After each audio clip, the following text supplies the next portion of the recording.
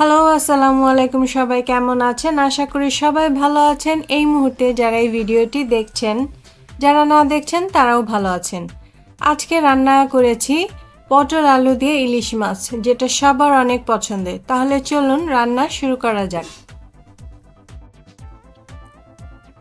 প্রথমেই কড়াই বসিয়ে তেল দিয়ে নিতে হবে 2 টেবিল চামচের মতন। তারপর এর মধ্যে 2 চা চামচের মতন পেঁয়াজ বাটা রেখে দেওয়া হয়েছিল, সেটা দিয়ে দেওয়া হয়েছে। এখন পেঁয়াজ বাটাটা দিয়ে এটাকে কিছুক্ষণ ভালো মতন রান্না করে নিতে হবে। আগে বলেছি আজকে পটল আলু দিয়ে ইলিশ মাছ রান্না হচ্ছে। পটল আলু দিয়ে ইলিশ মাছ রান্নার আমাদের বাংলাদেশে মনে হয় না এমন কোনো ঘর আছে যেখানে এই খাবারটা পছন্দ করে না। আর ইলিশ মাছ তো কথাই নেই, কারণ সবাই পছন্দ করে ইলিশ মাছ।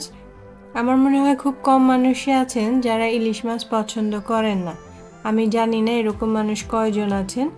আমার তো ইলিশ মাছ যে কোনো অবস্থায় ভালো লাগে। পটল আলু দিয়ে বলেন, বেগুন দিয়ে বলেন, সরিষা ইলিশ বলেন, পেঁয়াজ দিয়ে ভুনা বলেন, যে কোনো অবস্থায় ভালো লাগে। এই সবগুলো রান্নাই আপনাদেরকে একটু একটু করে দেখানো হবে। সো কিছুক্ষণ পেঁয়াজ ভুনে নেওয়ার পর এর মধ্যে আছে হাফ চা চামচ জিরা বাটা, 1 চা চামচ আদা বাটা, 1 চা চামচ হলুদ গুঁড়া, 1 চা চামচ শুকনা মরিচ গুঁড়া, হাফ চা চামচ ধনিয়া গুঁড়া, পরিমাণ মতো লবণ, সব নিয়ে একসাথে এর মধ্যে দিয়ে দেওয়া হয়েছে। 1 কাপ পানির মতন দিয়ে ওটাকে ভালো মতন আবার একটু নেড়ে নিতে হবে।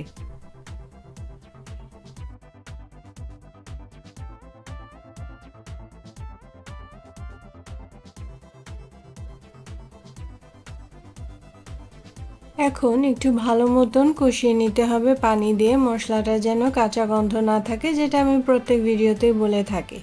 তারপর এর মধ্যে 6-7টা কাঁচামরিচ ফালি দিয়ে আবার নেড়ে নিতে হবে।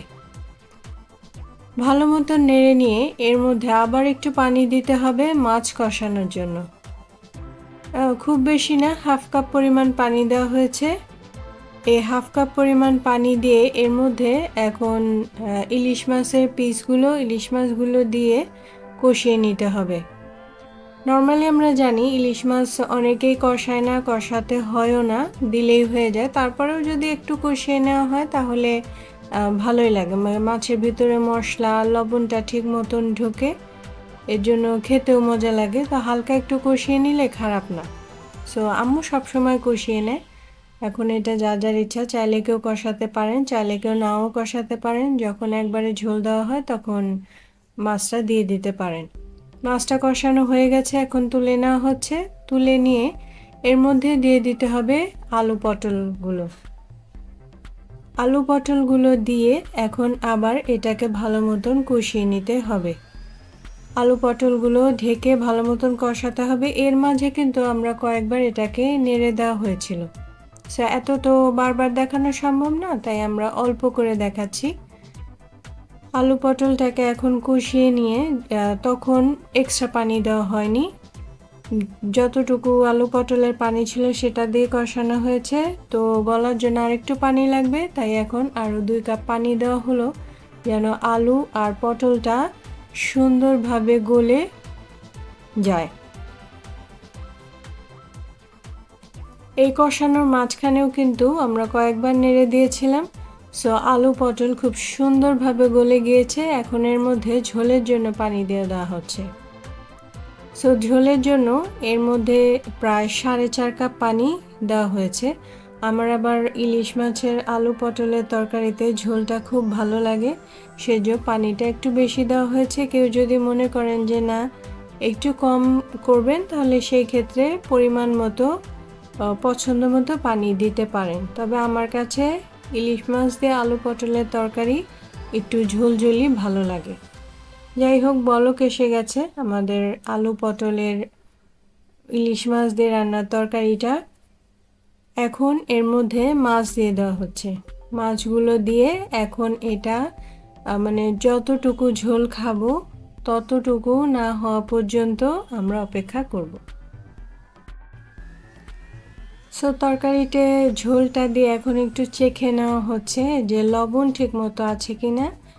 একটু লবণ লাগবে মনে হচ্ছে, তাই আবার একটুখানি পরিমাণ মতো চেখে যতটুকু লাগবে প্রয়োজন মতো ঠিক অতটুকুই লবণ দেওয়া হয়েছে। সবাই চেখে দেখবেন, পরিমাণ মতো লবণ দিবেন। সো আর একটু লবণ দেওয়া হলো, একটু লাগবে মনে হচ্ছে। লবণটা দিয়ে এখন এটাকে আবার ঢেকে দেওয়া হবে। যতটুকু ঝোল রাখা হবে বা যতটুকু দরকার বা খাবো ঠিক যা যা পছন্দ অনুযায়ী সেইভাবে করে তরকারিটা হলে নামিয়ে নিতে হবে।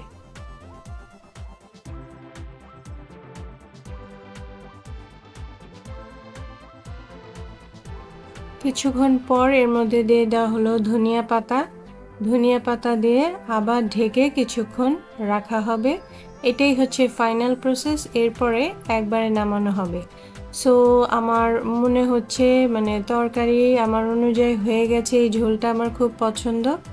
সো আরেকটু পরে আমরা নামিয়ে ফেলবো এবং নামিয়ে আপনাদেরকে বাটিতে বেড়ে দেখাবো কতটা মজা বা দেখতে কত সুন্দর হয়েছে এই আলু পটলের ইলিশ মাছ রান্না। দেখেন এখন কিন্তু জালটা অফ করে দেওয়া হয়েছে, কতটা সুন্দর হয়েছে। উপর দিয়ে তরকারির যে মশলাটা হালকা তেলের উপর ভেসে আছে। আলু পটল দিয়ে ইলিশ মাছ রান্না যদি ভালো লেগে থাকে তাহলে অবশ্যই বাসায় ট্রাই করবেন, কমেন্টে জানাবেন। ভিডিওটি ভালো লেগে থাকলে লাইক শেয়ার সাবস্ক্রাইব করবেন। আপনারা লাইক শেয়ার সাবস্ক্রাইব করলে আমার আম্মু খুশি হবে, উৎসাহ পাবে। এই খাবার আমাদের এক টেবিলে আনি, এই খাবারের জন্যই এত যুদ্ধ, এত কষ্ট। তাই এই খাবার যেন আমরা নষ্ট না করি। সবাই সুস্থ থাকবেন, ভালো থাকবেন, সাবধানে থাকবেন। দেখা হবে নেক্সট ভিডিওতে।